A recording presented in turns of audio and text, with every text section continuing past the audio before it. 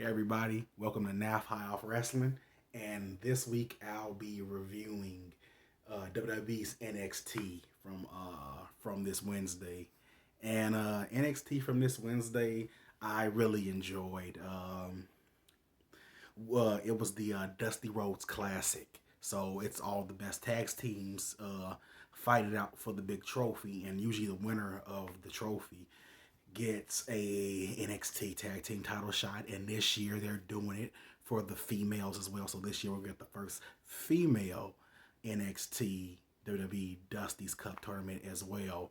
And the first match in NXT was the Grizzled Young Veterans, the Grizzled Young Veterans taking on Everrise.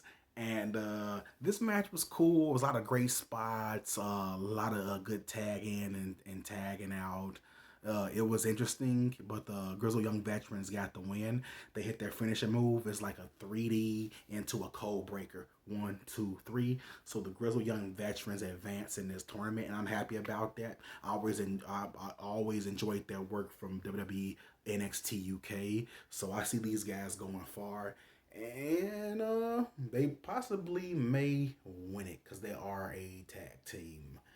Uh, we got Raquel Gonzalez talking about how she got rid of Rhea Ripley because she beat her at their special, and she's looking on for the NXT Women's title. And she said just like Rhea Ripley was 2020, she want to forget her because Rhea Ripley's like 2020. It's a year you'd like to forget. I thought that was pretty hilarious. Raquel Gonzalez, I've been saying this. It's coming. She pinned Io Shirai. She at the War Games. This is continuing on. She gets through Rhea Ripley. Now she's on her way for a championship, and I think her and Io Shirai is gonna be a great match. And I will say, Big Mama Cool Raquel Gonzalez will be the next NXT Women's Champion when she gets her shot at Io Shirai.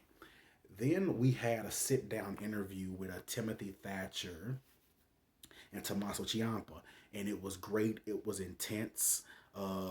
You had Wade Barrett there, and his voice, he gave them a lot of integrity. It's a fight pit. It's not going to be nothing nice. Timothy Thatcher won the first fight pit against Matt Riddle in a bloodbath. He spit his teeth out. So he was letting Thatcher was letting Ciampa know, but Ciampa's a warrior. Ciampa's had a broke neck and come back. So this match next week is going to be amazing. A fight pit is no games. There's no gimmicks. There's no magic. There's nothing. These are just two men, two of the best wrestlers in the ring that's going to beat the shit out of each other. And that's what it is. This is just what it is. It's like the WWE's NXT's version of a UFC match. And the first match was great. And I know these two warriors are going to put it on, leave out with injuries, broke jaws, broke fingers, and probably messed up eye sockets. But that's the business, and that's the business we love. So I'm happy to see that one next week as well. We had Johnny Gargano uh, taking on Dexter Loomis, and what was turning into be an okay match. Then we got interference from the way that Gargano's group is like a Avengers type of group, and Dexter got distracted and lost. What I enjoyed about this was seeing Kushida, because quietly on NXT they have been building Kushida just like he was in New Japan as the best junior. If you look, Kushida hasn't lost. He got rid of Velveteen Dream. He's beat Thatcher. I love the way NXT has kept Kushida Kushida.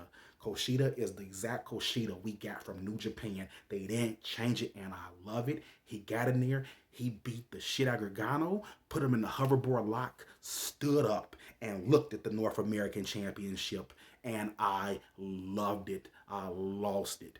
Let's go, Kushida. Let's do this, NXT. Come on, make that man put it on his waist. Put it on that waist. Hell yeah. That was just awesome, guys. That was just freaking awesome.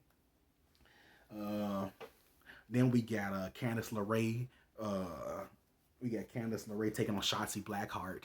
And that was good. Candice got her from the top rope, flipped her. One, two, three. Candice LeRae wins. The way's looking good, but Kushida's coming.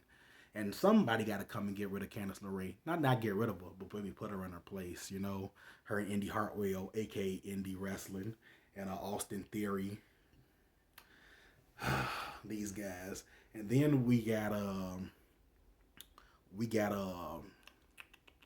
Scarlett in the back playing with tarot cards, and when she turned the tarot card over, it was the warrior, and it showed how it was the warrior, the warrior card she was showing, which was how can I say, she's predicting the future, and showing what Karrion Kross' path is, and how Karrion Kross knocked one down. So the next one, she turned the other tarot card. The tarot card showed Finn Balor. So that lets you know Karrion Kross was an undefeated champion. He got an injury and had to go get surgery. He never lost the NXT title.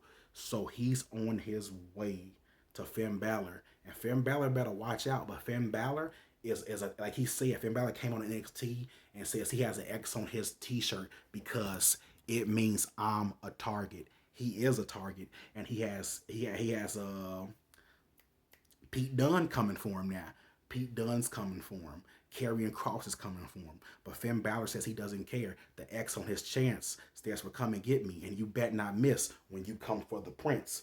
So I respect what he's got going, and I get it. But he was about to get the beat down for Lorcan and Burchell. But then here came the Undisputed Era, and they both ran off.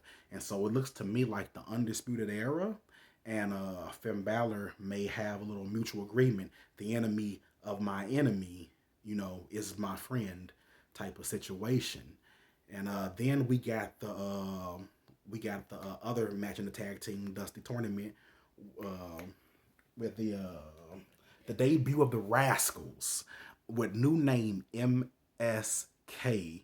And it was just two of them. I'm not too. I've heard the Rascals from Impact, and I think it's supposed to be a third guy with them, but I heard he didn't sign with the WWE. So I think that was one of them. Yeah, he didn't sign, but they took on Jake Atlas and Isaiah Swerve Scott. Isaiah Swerve Scott is great, but I believe he is eventually going to turn on Jake Atlas. Swerve Scott's too cool. He gets in the ring, he slides. He's like a wrestling pimp almost, but I like it. But MSK, I've seen a little bit of their work in Impact when they were the Rascals. But goddamn, these guys are great. Uh, I don't know what their gimmick is. I don't know if they're high off life like I'm high off wrestling, but I like it. They were everywhere. The dude did a standing 450, and one of the Rascals threw him. I've never seen like you flip in midair and someone pushes you along to pin the person. These guys are going to get over. And I say they stay in NXT about a good year before they get called to the main roster if they stay correct. These guys look good. They got the win. I'm impressed. MSK, I'm cool with you guys, and move on in the tournament.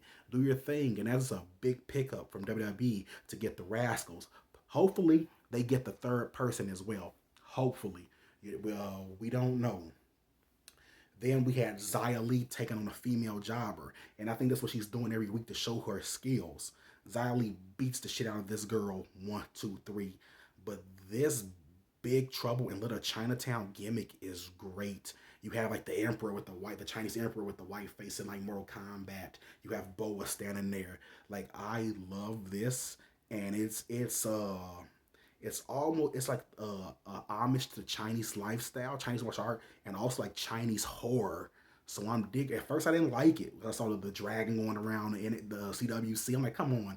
But as they get involved in this and become more in the ring with it, it looks spooky. It's very eerie to see. It's like a Chinese horror action movie when Boa and Xia Li comes out.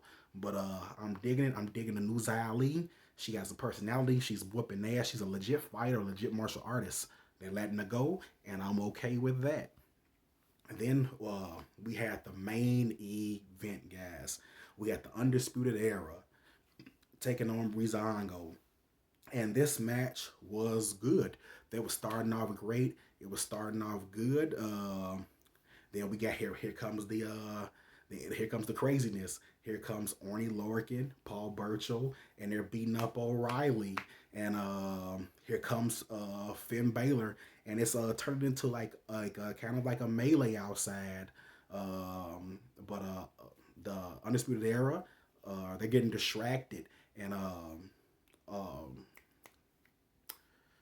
Adam Cole, he's looking around and he almost gets the roll up, but Breezango flips with the top rope and he catches him with a flying super kick in midair. One, two, three. But it was too late before Pete Dunne runs and did a flying knee in O'Reilly's face. And you see O'Reilly spitting up blood because he dislocated his jaw with the fight for Finn Balor. And you see him just spitting out the blood in the corner. And it's getting really real. It's getting crazy with Dunn and Burchill and Lorcan and Balor and an Undisputed Era. And like I say, the enemy of your enemy is your friend. But it was rough seeing Kyle O'Reilly, who was a great warrior, spitting up chiclets of blood. So like I say, they need to team up because Pete Dunne is a monster. And like I said, don't sleep on Karrion Kross. Karrion Kross, to me, is the uncrowned champion. He never lost that title. Finn Balor is a champion. I can't hate on him. He's made the title legit. He's fighting. He's put on the matches of the year back to back. But we still have that uncrowned champ. And Pete Dunne is the best pound for pound wrestler in the world. He'll break your fingers. He'll break your jaw. So we're leading to something big. So NXT is really doing good. And I can't wait to see next week to see that fight pit and get these the female Dusty Road Classic matches going. I'm so proud of the women and see the women stepping up. I love to see the women do everything the men do. Let's keep that pushing. Let's keep it going because the women are becoming great main eventers. They've main evented WrestleMania, so I want to see them do this. It's going to be great. So NXT is great as always. Great wrestling. No complaints. The show breezes by. Everything's legit.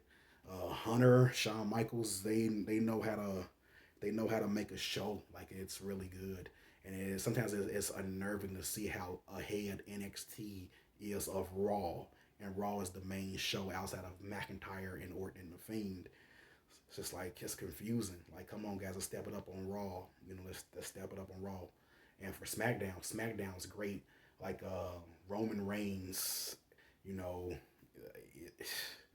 you can't say anything. He's basically he's a Corleone on TV, the mob boss, a soprano, So it's just good things, and he's making it. He's going to give Scrap Daddy a chance, getting there with the Scrap Daddy from NWA champion at Royal Rumble. So Roman Reigns could get in there with anybody and make it compelling.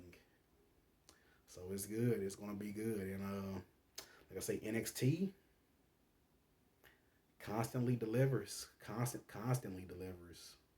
Great matches. Things you think are going to be done turn out good.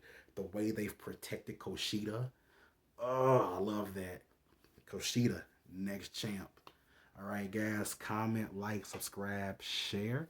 And tell me what you think. Comment, like, subscribe, share. I love you. Peace and soul. Ooh, wow.